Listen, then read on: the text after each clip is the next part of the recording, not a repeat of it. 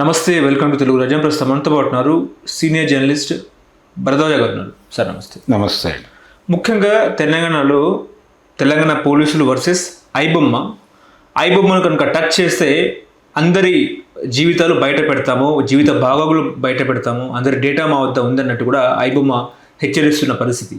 ఏంటి సార్, ఎందుకు ఈ ఐబొమ్మకు ఎక్కడ రాజ్యం పడిందంటే ఏం చెప్తారు? అంటే జీవితాలు కాదండి, వాళ్ళు జనరల్గా ఐబొమ్మ నుంచి డౌన్లోడ్ చేసిన వాళ్ళు, లేదు ఐబొమ్మ నుంచి ఒక సినిమాని వీక్షించినటువంటి వాళ్ళు ఏ ఫోన్ నెంబర్ నుంచి లాగ్ అయ్యారో, లేకపోతే ఏ ఫోన్ నెంబర్ నుంచి అది డౌన్లోడ్ కోరుకున్నారో, దీనికి సంబంధించిన ఈ యాక్టివిటీకి సంబంధించినటువంటి డేటా మా దగ్గర ఉంది అని చెప్పారు వాళ్ళు.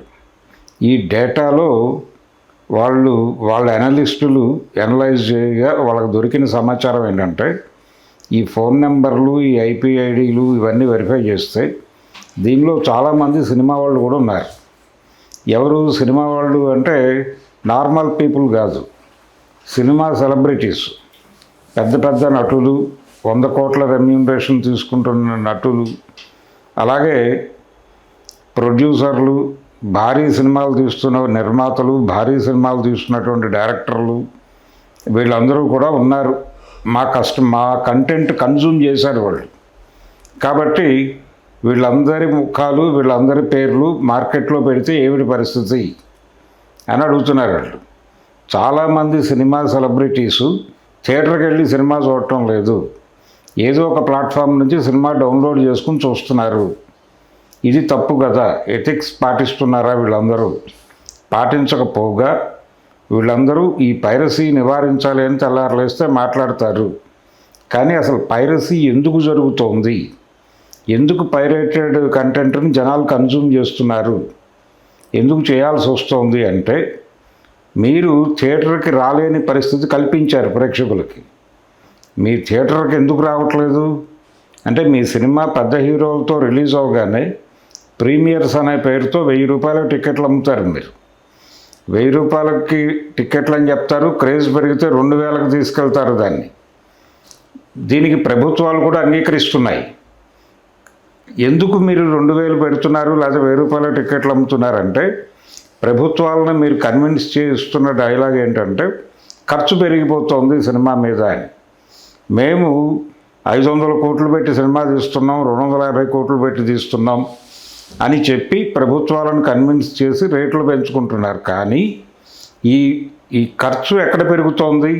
సినిమా కంటెంట్లో క్వాలిటీ ఉండటం లేదు, కానీ మీ హీరోలకు రెమ్యూనరేషన్లు పెంచేస్తున్నారు. మీరు కాంబినేషన్లు సెట్ చేసి బలానా హీరోయిన్ని బలానా హీరోని కలిపితే సినిమా జనం వచ్చి థియేటర్కి వస్తారు అని మీకు అనిపిస్తాయి. ఒక హీరోయిన్ని, ఒక డైరెక్టర్ని, ఒక హీరోయిన్ని కలిపేసి, ఒక హీరోయిన్ డైరెక్టర్ ఉంటే వాళ్ళ ముగ్గురికి భారీ డబ్బులు ఇచ్చేసి వాళ్ళ ముగ్గురిని కలిపి ఒక ప్రాజెక్ట్ అనౌన్స్ చేసి సొమ్ము చేసేసుకుంటున్నారు. ఆ సినిమా రిలీజ్ అయిన రోజే మీరు 1000 రూపాయల టికెట్లు అమ్మేసుకుంటున్నారు, మెజారిటీ డబ్బులు రాబట్టేసుకుంటున్నారు. ఇదంతా జనాల్ని దోపిడీ చేయటమే కదా. జనాల్ని దోపిడీ చేసి మీలో మీరు పనిచేసుకుంటున్నారు. మీరు ఈ పైరేటెడ్ సినిమాల వలన సినిమా పరిశ్రమ దెబ్బతింటుంది అంటున్నారు. ఇప్పుడు అక్కడ చాలామంది పనిచేస్తున్నారు, వాళ్ళందరికీ ఉపాధి పోతుంది అంటున్నారు. ఉపాధి పోదు, ఎందుకంటే మీరు ఇస్తున్న రెమ్యూనరేషన్లు ఏమీ గొప్పగా లేవు. ఎవరికి? ఈ 24 క్రాఫ్ట్స్లో పనిచేసే వాళ్ళకి. వాళ్ళు బయటికి వెళ్ళి రోజు కూలీ చేసుకున్నా అంతే వస్తుంది. కాబట్టి నష్టపోయేది ఎవరు? ఈ పెద్ద అమౌంట్లు తీసుకునే 100 కోట్లు తీసుకునే హీరోలు, 50 కోట్లు తీసుకునే హీరోయిన్లు నష్టపోతారు. కాబట్టి వాళ్ళకి కూలి రాదు, బయట కూలి పనికి వెళ్తాయి. కాబట్టి వాళ్ళ కోసం మీరు సినిమాలు తీస్తున్నారు. మేము వాళ్ళని స్పేర్ చెయ్యం. ఈ 80% ఉన్నటువంటి పేద ప్రజల కోసం మేము ఈ పని చేస్తున్నాం.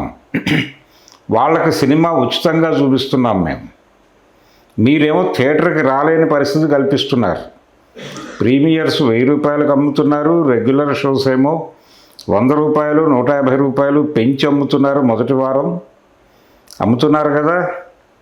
అలాగే థియేటర్కి వస్తేనేమో మీ అక్కడ ఇవి స్నాక్స్ రేట్లు బీభత్సంగా ఉంటాయి. సింగిల్ స్క్రీన్స్ చంపేశారు మీరే వాంటెడ్గా. సింగిల్ స్క్రీన్స్ని చంపేసి సింగిల్ స్క్రీన్ ఆడియన్స్ని ఓటీటీలకు గంటాలని మీ కుట్ర. అందుకని మీరు సినిమా థియేటర్లు కాపాడటం కోసం ఈ మాటలు మాట్లాడట్లేదు. ఏది పైరసీ మీద దాడులు, మీరు సినిమా పరిశ్రమను కాపాడటం అంటే థియేటర్ని కాపాడటంగా మీరు మాట్లాడట్లా. ఓటీటీల కోసం ఈ మాట చెప్తున్నారు.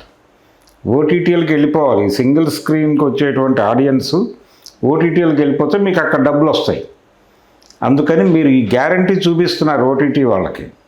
ఆ గ్యారంటీ మిస్ అవుతోందని మీ ఏడుపు. కాబట్టి మేము జనం కోసం అంటే 80% ఓటీటీలకి కూడా ఎఫర్ట్ చేయలేనటువంటి జనాలకి, 1000 రూపాయలు పెట్టి మీరు థియేటర్కి రాలేని జనాలకి, మీరు చెప్తున్నటువంటి ధరలకి స్నాక్స్ కొనుక్కోలేని ఆడియన్స్కి మేము ఉచితంగా సినిమా పంపిణీ చేస్తున్నాం. ఈ 80% మంది మద్దతు మాకుంది. కాబట్టి మమ్మల్ని మీరేమీ చేయలేరు అని ఒక రాబిన్ హుడ్ తరహా పద్ధతిలో చెప్పాడు.